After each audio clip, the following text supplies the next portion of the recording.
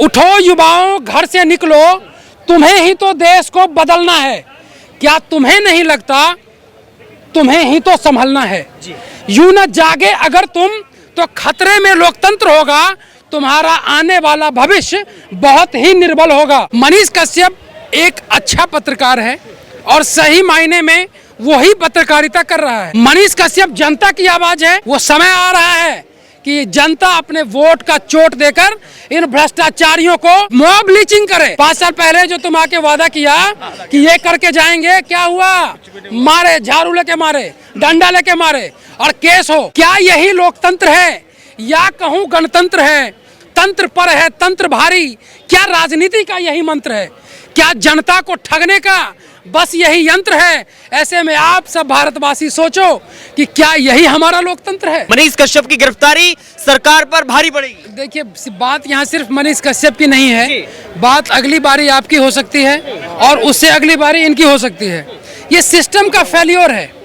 ये सिस्टम का फेल्योर इसलिए है कि अगर कोई व्यक्ति भारत में रहता है तो आर्टिकल 19(1) और 19(b) उसको अभिव्यक्ति की आज़ादी की स्वतंत्रता देता है। आप जब फेसबुक अकाउंट अपना बनाते हैं या यूट्यूब अकाउंट अपना बनाते हैं, उस पर अगर आप कुछ गलत चीज़ पोस्ट करते हैं तो केस साइबर क्राइम के तहत आप पे होता है। ठीक है। मनीष कश्यप एक अच्छा पत्रकार है और सही मायने में वही पत्रकारिता कर रहा है। देश में 90% पत्रकार दलाल हैं जो किसी न किसी पार्टी के लिए खेलते हैं। कोई कांग्रेस के लिए खेलता है, कोई भाजपा के लिए खेलता है। मनीष कश्यप जनता की आवाज है। मनीष कश्यप उस व्यक्ति के लिए बोल रहा था जो 4 लाख बच्चे, मैं आपको एक उदाहरण के रूप में बता रहा हूं, पूरे इंडिया में 1136 यूनिवर्सिटी हैं, जिसमें से लगभग 600 यूनिवर्सिटी गवर्नमेंट का है और 500 यूनिवर्सिटी प्राइवेट लोग चलाते हैं। उस 600 यूनिवर्सिटी जो गवर्नमेंट का है, उस हिसाब से 10% बिहार की आबादी पूरे देश की कुल आबादी का लगभग 10% है। तो बिहार में 60 यूनिवर्सिटी होना चाहिए, लेकिन बिहार में सिर्फ 17 यूनिवर्सिटी हैं। मनीष कश्यप जब 2 यूनिवर्सिटी के बोर्ड मीटिंग में घुस गया बिना परमिशन के, तो उसको वहां से निकाल दिया जाता है और कहता है कि आपको परमिशन नहीं है।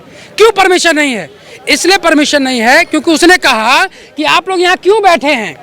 तो बोला कि हम लोग मीटिंग चल रही है, हमारी सिंडिकेट और सीनेट की बैठक चल रही है। तो मनीष कश्यप ने कहा कि हमें सिंडिकेट और सीनेट से कोई मतलब नहीं है, मुझे ये बताइए कि 3 साल का ग्रेजुएशन 5 साल में क्यों हो रहा है? इस पे आपने क्या किया? तो उस पर उनको बाहर भगा दिया। मनीष कश्यप से देश के हर युवा को एक प्रेरणा लेनी चाहिए और उसको उससे प्रेरित होकर राष्ट्र, जिसको हम लोग कहते हैं कि राष्ट्रभक्ति, राष्ट्रभक्ति में देश के लिए समथिंग बैक टू सोसाइटी करना चाहिए। और जिस तरह केजरीवाल कहते थे कि अगर कोई तुमसे घूस मांगता है तो उसका स्टिंग कर लो, उस तरह देश के हर युवा को हाथ में कैमरा और हाथ में माइक होना चाहिए, तब यह लोकतंत्र बचेगा। नहीं तो लोकतंत्र खतरे में है। और चलते चलते मैं बताना चाहता हूँ उस व्यक्ति के लिए जो कनॉट प्लेस के इस राउंड सर्किल पे रात को सोता है, जबकि रैन बसेरा उसके लिए है, सामाजिक न्याय एवं अधिकारिता मंत्रालय के कई कार्यक्रम उसके लिए है, लेकिन उस तक क्यों नहीं पहुंच रहा है? क्योंकि हमारे सिस्टम का ये फेल्योर है। और ये आप सीधा समझिए कि 4 लाइन में मैं कंक्लूड करना चाहता हूँ। उठो युवाओं, घर से निकलो। उठो युवाओं, घर से निकलो, तुम्हें ही तो देश को बदलना है। क्या तुम्हें नहीं लगता तुम्हें ही तो संभलना है। यूं न जागे अगर तुम तो खतरे में लोकतंत्र होगा, तुम्हारा आने वाला भविष्य बहुत ही निर्बल होगा। इसीलिए उठो युवाओं, घर से निकलो, तुम्हें ही तो देश को बदलना है। फिर 5 साल के लिए 2024 में तुम्हें ही तो छलना है। इसीलिए मनीष कश्यप जैसे लोगों को पूरी तरीके से तन मन धन विथ गन, गन का मतलब यहाँ बंदूक नहीं है, गन का मतलब है पीपुल्स, सिटीजन्स, जिसके भरोसे यह लोकतंत्र है। जब रोड पर आकर हल्ला करेंगे तब कैसे सत्ता परिवर्तन हो गया, कैसे 2012 में लोकपाल आया, कैसे कानून बना, कैसे बड़े बड़े सुरमा भोपाली बन गए। वो समय आ रहा है कि जनता अपने वोट का चोट देकर इन भ्रष्टाचारियों को मॉब लिंचिंग करे, हर चौक चौराहे पर मारे, इनके नेताओं को कि तुम आया था जो कमिटमेंट करके गया उसका क्या हुआ? 5 साल पहले जो तुम आके वादा किया कि ये करके जाएंगे, क्या हुआ? मारे, झाड़ू लेके मारे, डंडा लेके मारे, और केस हो। देश में 1422 जेल हैं, 140 करोड़ की आबादी इसी 1422 जेल से कंट्रोल होता है, और जेलों में जितनी कैपेसिटी है उससे दोगुना लोग जेल में बंद है।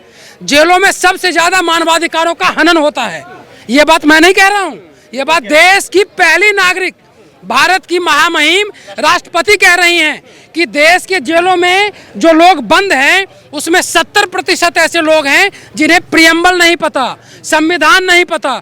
जब उसे संविधान पता ही नहीं है तो किस कानून के तहत उसे जेल में बंद कर रहे हो? सरकार की जिम्मेदारी ये है कि हर व्यक्ति को कानून का डर नहीं, कानून का सम्मान होना चाहिए, और सम्मान तब होगा जब उसको कानून का ज्ञान होगा।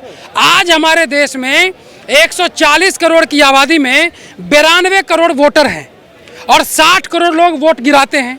एनडीए को वोट मिलता है 22 करोड़, यूपीए को वोट मिलता है 18 करोड़, और अन्य निर्दलीय जो है चमचे बेलचे जो इस लोकतंत्र का सौदा करते हैं, वोट को कम करते हैं, मार्जिन को कम करते हैं, उन्हें भी 20 करोड़ मिलता है।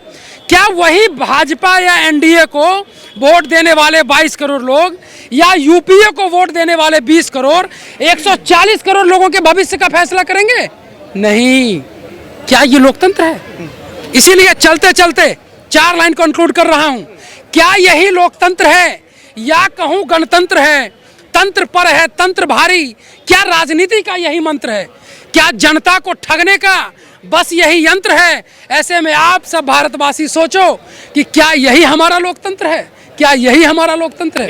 नीतीश को क्या लगता है, नीतीश कुमार को, तेजस्वी यादव को अब मनीष कश्यप ने जगा दिया है? देखिए, हम बताते हैं कि लालू यादव का जो बिगड़ा हुआ लाल है ना, बिहार में कहावत है कि पढ़ोगे लिखोगे बनोगे नवाब, खेलोगे कूदोगे बनोगे खराब, ठीक है? तो लालू यादव सोचे हम तो चारा चोरी कर लिए, हम तो जेल जा चुके हैं, कम से कम एक अपना बेटा को गद्दी संभालने के लिए उसको पढ़ा देते हैं, वो संभालेगा। उसको क्या किया, वो पढ़ने भेजे, 8वीं फेल 9वीं फेल पता नहीं, 10th भी पास भी किया है कि नहीं, ठीक है? सोचे कि चलो खिलवा ही देते हैं। खेलने गया, क्रिकेटों में फेल, जबकि दिल्ली डेयरडेविल्स में उसको सिलेक्शन हुआ था, उसमें भी फेल। तो अब फिर राजनीति में जब आया तो राजनीति में क्या किया, जातिवाद करने लगा, एमओए समीकरण चलाने लगा, मुस्लिम यादव समीकरण। तो जब तक बिहार में एमओए समीकरण आप चलाइएगा, हिंदू मुस्लिम समीकरण चलाइए, वो जायज है, हिंदू बनिए ना।